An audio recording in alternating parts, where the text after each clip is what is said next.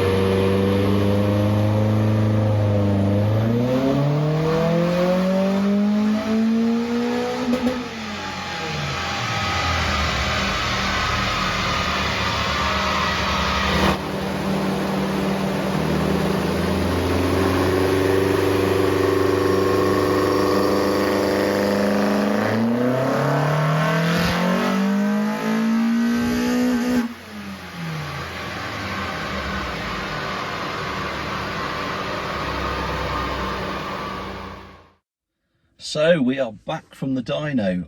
I went to the gym on the way home and got changed, so that's why I'm looking different and quite so hench, but there we go. Right, important stuff. What's the big number at the top? Nobody cares about anything else. So before it was 172 at the flywheel. I guessed I sort of just about stuck with 217. I was talking myself out of it, but I sort of stuck with it. Clive thought 216.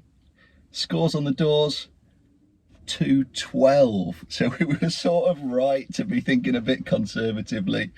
Yeah. On the dyno, as a matter of fact, I cocked up really, because use a dyno, repeatability, baseline, comparison, all that jazz. It's only useful as a measuring tool if you change one thing and compare things directly. We changed the gearbox, so we've put a 6-speed in. So that means that Clive likes to do his dyno runs in 4th gear. 4th gear in the 5-speed is it might be a 1-to-1, it might be a direct drive. 5th gear in the 6-speed, I think, is the 1-to-1. So in a 6-speed box, you've got an extra cog doing work and power transfer in an extra way. Anyway, right, Clive explained it to me. So the numbers on the dyno, 5-speed to 6-speed, will be about 4 horsepower more on a 5-speed box. So for the purposes of comparison and to give you the right numbers, 212 includes an extra 4 horsepower from the 4th gear not being direct drive. So there we go. But that is what Clive says is the right comparison. 4 to 5 horsepower, maybe 5 in this one because it's a bit more power, but we'll be conservative. So that is the comparison, 172 to 212. 40 bloody horsepower. Good Lord. Modern technology, hey? Modern technology. I was really talking myself out of it. I was sort of, no, you can't have that much power. I was thinking we'll get there and it'll be 200. It's remarkable. And of course, it's important to note different dynos, different horsepower numbers. So 222 at BBR. I don't know which gear they used or if they'd got a correction built in to deal with the 6-speed. So, perhaps that was already corrected with their number.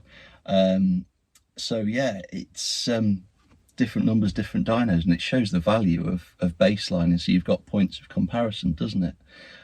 Wheel horsepower is actually really, really useful in this case, because of course it's sort of outside of the gearbox. So we're trying to backwards calculate engine power and sort of come up with a number that's comparatively accurate. The wheel horsepower is the measured number on the rollers, and I wrote things down here. So wheel horsepower before, because it's more directly comparable because we've changed the gearbox, wheels before was 137 at the wheels before. Wheels afterwards was 178, so plus 41 horsepower at the wheels. 30% more power at the wheels. 30% more power. Good Lord. There we go. It's just the only things we've changed in this instance: ITBs and cams. 30% more power. Remarkable. Of course, the 225 conversion is 225 brake horsepower. We've only made 212. It shows different dynos record different amounts of horsepower. And let's be honest, if I was selling a conversion and on my dyno it made 222, 226, 227. I think the newer cars tend to make a little bit more power. Perhaps they've got some better, well, no, they've definitely got some better internals and you can rev them out a bit further. So I know for a fact that they make a bit more at Blink BBR nowadays. So yeah, I would, in my dyno was saying 225. I'd choose that number to sell my kits. But it's worth noting the dyno you use may not give exactly the same figure. So yeah, avoid disappointment. Don't get hopes up too much, but comparatively 40 horsepower at the wheels is remarkable. So a bit of comparison to standard. I never dynoed this car at Clive's as standard. But typically, I said in the previous video, they do 153 to 155 horsepower, the 2 litres at Clive's. So we'll take an average of 154. So that is an extra 58 horsepower from the ITBs, the cams, exhaust manifold and exhaust. This is naturally aspirated tuning. 58 horsepower. That's 38% more power on a relatively modern car that should be kind of efficient and stuff. Mental, you can't get that from NASP tuning. It's remarkable. So clever guys at BBR. That's very impressive. The headline number on this dyno might not be quite what they advertise. A bit of difference in dynos, but we will take that uplift in power. We absolutely will. Well done, those chaps. It goes without saying, thank you ever so much to Clive for opening up again on a Saturday. He's a saint, an absolute top guy, and he's really looked after me with this dyno run in the last. And we did a little bit more investigation at the dyno. We won't do it in this video, but we learned some very interesting and important stuff. So the next video will be really important. So if you're thinking of a BBR ITB conversion, or you've got other ITB conversions, maybe in any car, I found some stuff out that I wish I'd known when I had my ITB'd Mark 1s. In fact, I had 2 of them, and I didn't know this at the time, so I really wish I had. There's lots of learning, and we need to do some more development work. So I'm not going to spoil it. We'll wait for the next one, and it's got some really good info. But what we can take from this is we've got a chunk more power. I'll use the wheel horsepower, 41 brake horsepower more at the wheels. What a result! What a result! And what we should also state is the quality of the map was exceptional. Clive was very complimentary of it. It drives very well. He could tell on the dyno that it was properly tuned. One thing that we did note on the dyno actually was that it was a little rich at the very top. So some investigation to do there, and Clive thought it needed some extra revs. He wanted it revving out to 8, but I said no, we're being conservative. The rev limit's 7.4. We're looking after this early NC engine, and we're not going to be revving it out that far. But yeah, he said it was still making power, and he wanted to rev it higher because he thought maybe if you revved it out to 10, there was another 10 horsepower in it. But I think that's a little bit mean. Maybe if it was an NC2 or 3 engine or something like that, but they're a bit pricey. So some good learning for us in the next vid, but until then I'll probably leave you with some engine sounds. I'll leave you with another run or a bit of a rip down the road or on track. So I'll see you in the next video.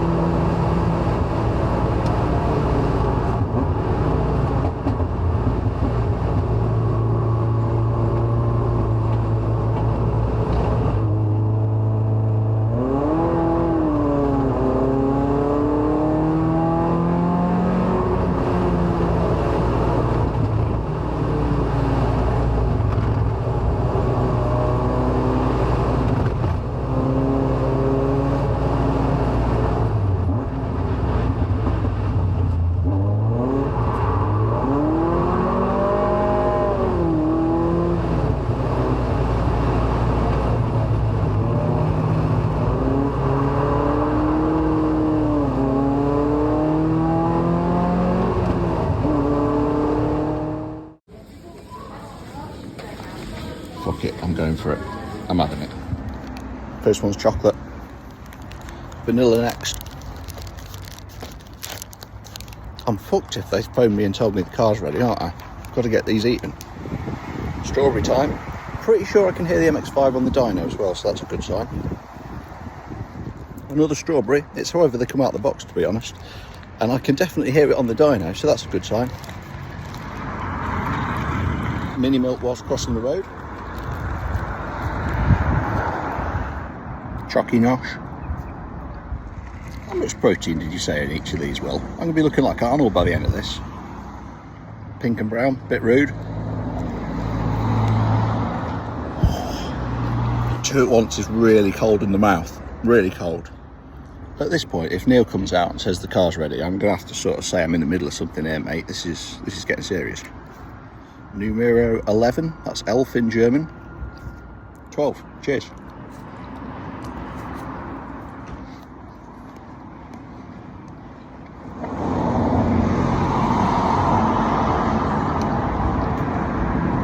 Completed it, mate.